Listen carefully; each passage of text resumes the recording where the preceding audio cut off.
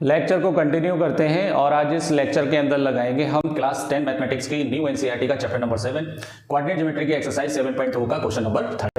तो देखिए इस क्वेश्चन के अंदर हमको क्या गिवन है।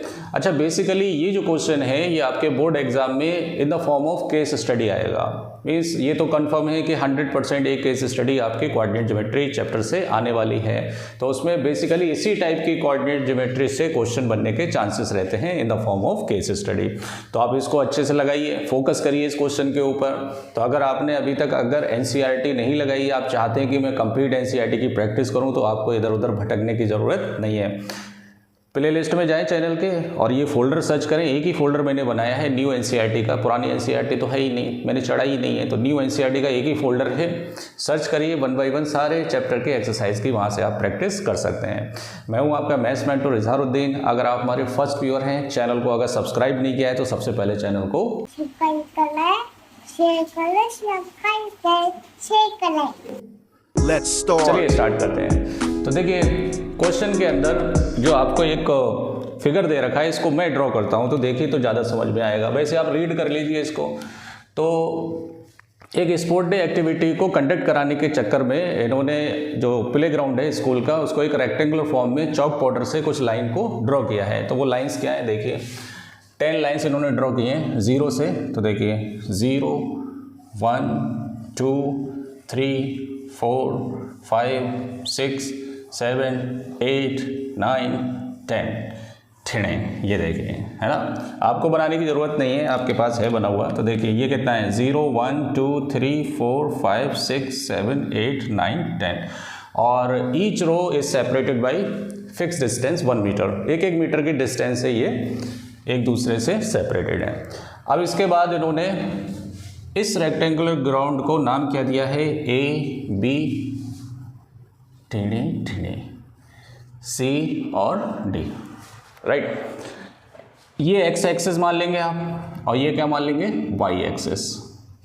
एक्स एक्सिस पर नंबर क्या है 0 1 2 3 कहाँ तक है, ये 10 तक है। लेकिन वाई एक्सिस पर नंबर क्या है उसके बारे में इन्होंने डायरेक्टली नहीं बताया। उन्होंने ये बोला है कि एडी रो के अलॉन्ग इन्होंने 100 फ्लावर पॉट को क्या किया है, 1-1 मीटर के गैप से रखते चले गए इस तरीके से, है ना। बनेगा तो आगे तक, लेकिन समझाने के लिए इन्होंने क्या बोल दिया है कि इधर डायरेक्शन में कितने फ्लावर पॉट है 100। तो इसका मतलब ये है कि 1-1 मीटर गैप से 100 तक जा रहा है ये, ठीक है। चलिए आगे बढ़ते हैं। अब देखिए इन्होंने बोला सेकंड रो में एक लड़की है निहारिका, जो दौड़ती है और दौड़ते दौड़ते इस पॉइंट पर आ जाती है। तो निहारिका के लिए मैं एन ले लूँगा। तो तुम्हें इस पॉइंट के सबसे पहले क्या बताने, कोऑर्डिनेट बताने। अब देखिए केस स्टडी में होता क्या है, 2 क्वेश्चन आपके 1-1 नंबर का आता है और एक क्वेश्चन 2 नंबर का आता है। तो 4 नंबर की केस स्टडी आती है।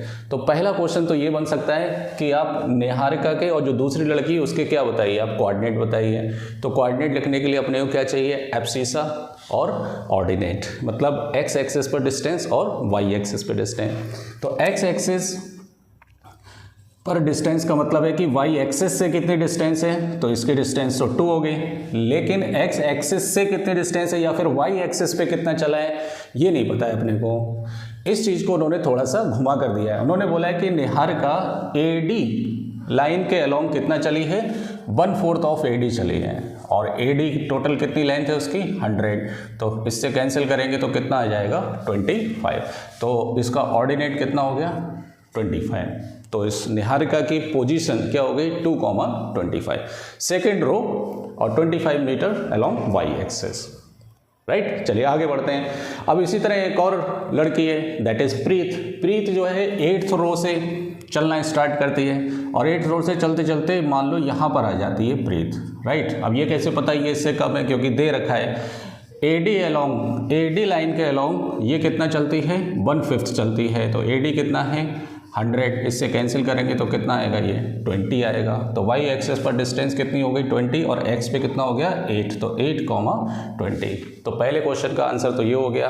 अगर केस स्टडी में ये आता है डेफिनेटली इसी तरह से आता है कि निहारिका के और प्रीत की पोजीशन के कोऑर्डिनेट बताइए, तो ये कोऑर्डिनेट होगा इसके। अच्छा ये लिखेंगे आप, है ना, आंसर शीट में पहले ये लिखेंगे कि क्या क्या यहाँ पर पोजीशन है। यहाँ पे लिखेंगे for Niharika, for Preet, note कर लीजिए इसको, राइट।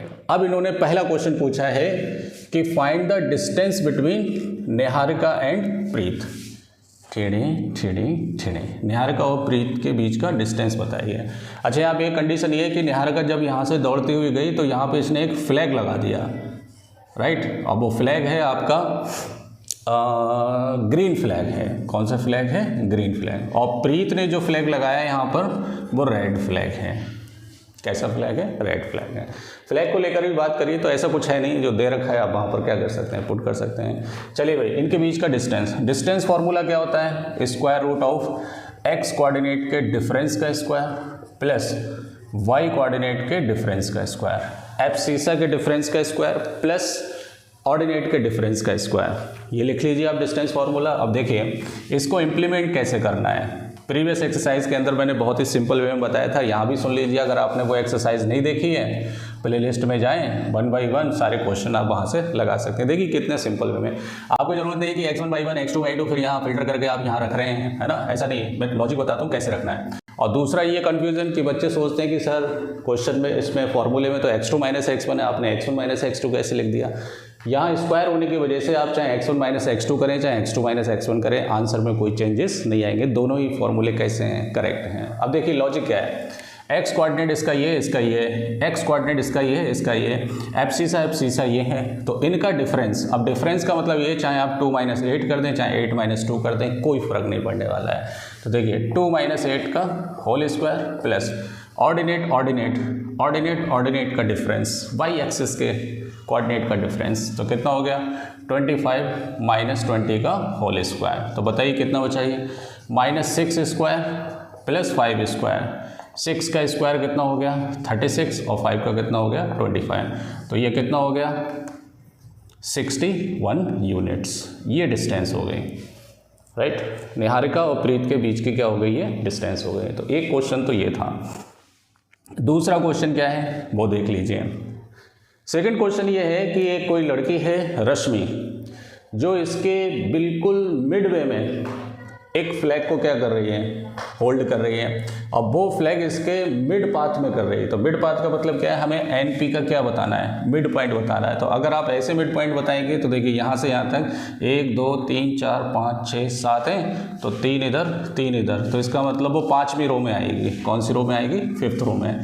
तो एक्स कोऑर्डिनेट तो 5th हो गया, लेकिन वाई को बताने में आपको प्रॉब्लम आएगी, तो इसलिए हम फॉर्मूले का यूज़ करेंगे। बताइए भाई, इसको मैं क्या मान लूँ? कौन सी लड़की है ये? रश्मि है। तो क्या लिखेंगे? R is a midpoint, R is a midpoint of NP। R NP का क्या है? मिड पॉइंट है। तो मिड पॉइंट के कोऑर्डिनेट क्या होते हैं? x equal to x1 plus x2 by 2 और y equal to y1 plus y2 by 2। तो इसके कोऑर्डिनेट आप क्या मान लें? x, y, right. तो बताइए भाई x कोऑर्डिनेट कैसे निकलेगा? 2 प्लस 8 बाई 2। और y कोऑर्डिनेट कैसे निकलेगा? 25 प्लस 20 बाई 2। यहाँ पे एब्सिसा लेना है, यहाँ ऑर्डिनेट लेना है। तो ये कितना हो गया? 10 बाई 2। तो x इक्वल टू कितना हो गया? 5। 2 से कट जाएगा तो कितना आएगा? 5। ये कितना हो गया? 45 बाई 2। तो ये हो गया 22.5। तो इसका कोऑर्डिनेट क्या हो गया भाई? 22.5। ये रश्मि के फ्लैग के क्या हो गई? पोजीशन हो गई। तो केस स्टडी में और भी क्वेश्चन इसमें क्या कर सकते हैं? ऐड कर सकते हैं, लेकिन ज़्यादा से ज़्यादा उसमें 4 क्वेश्चन आएंगे। 4 में से एक चॉइस में होगा। करना होंगे आपको कितने? 3 क्वेश्चंस। वीडियो को लाइक करें, सब्सक्राइब करें चैनल को, बेल आइकन को जरूर दबाएं, जिससे कि आगे के क्वेश्चंस को आपको नोटिफिकेशन मिलते रहें। Thank you.